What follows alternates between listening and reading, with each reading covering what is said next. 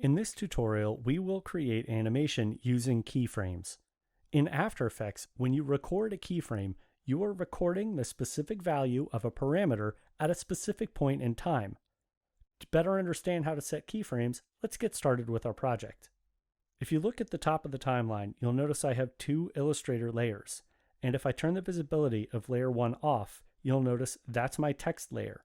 And then if I do the same for layer 2, that's the layer that contains my graphic. These are the only two layers we're going to be animating. Let's get started by fading in the text. So I'll select layer 1, and in order to control the opacity, I need to open the opacity settings. The keyboard shortcut for that is T for opacity. Since I want this to fade up from 0, I'm going to change the opacity parameter to a setting of 0, and then I'll set my first keyframe by clicking on the stopwatch to the left of the parameter. Notice the second I do that, I'll get a keyframe that appears in the timeline directly under the current time indicator. Since it was at frame 0, that's where my keyframe is. Now, in order to create animation, I need to have at least two keyframes in two different places in the timeline. Let's move our current time indicator down the timeline to about 1 second. To be a little more precise, I'll just go to the upper left corner of the timeline and type in 100. Now I'm at 1 second in the timeline. To set our second keyframe, since we've moved the current time indicator, all we need to do is go down to our opacity setting, and I'll click and scrub to the right until it gets to a value of 100%. And notice another keyframe was automatically added directly under the current time indicator. Once you have multiple keyframes in the timeline, you can use these arrows on the left side of the interface to navigate up and down the timeline, back and forth between the keyframes. When you're positioned directly on a keyframe, you'll see a blue diamond here in between these navigational arrows. If I move my current time indicator off of there, now I don't see that blue diamond. Okay, so let's move our current time indicator back to frame 0, and to animate the logo graphic, I'll select layer 2, and this one will adjust the position. So press P to open the position. The order in which you set keyframes doesn't matter. And since our logo graphic is already perfectly placed, let's set the keyframe for that placement first.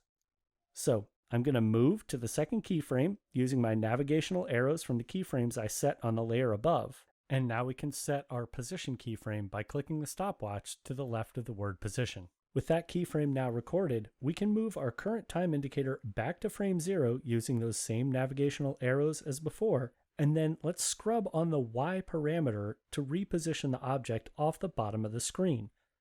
As you're scrubbing, if you hold down Shift, the object will move 10 times as fast. Make sure you slide it until it disappears off the bottom of the composition panel. Then you'll notice a line.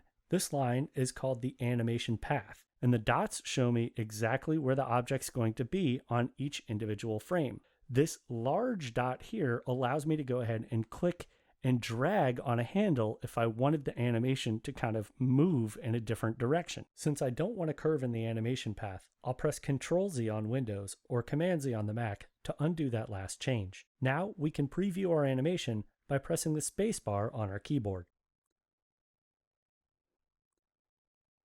This is close, but not quite. I'm going to press the spacebar to stop playback. I have two issues.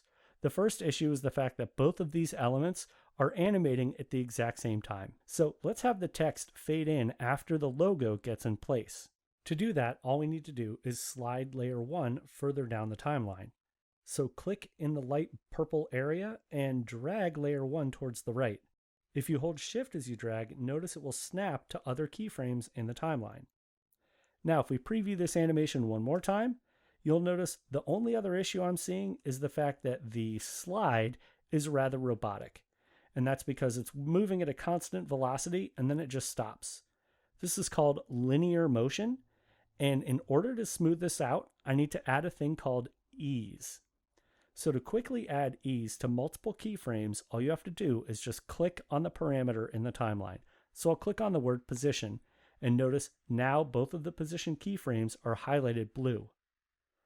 I can go up under the animation menu and go to Keyframe Assistant and choose Easy Ease, and that'll automatically apply ease to both keyframes. So if we move our current time indicator back to the beginning of the timeline and press the space bar, notice now I get a nice smooth motion to the slide of my animation.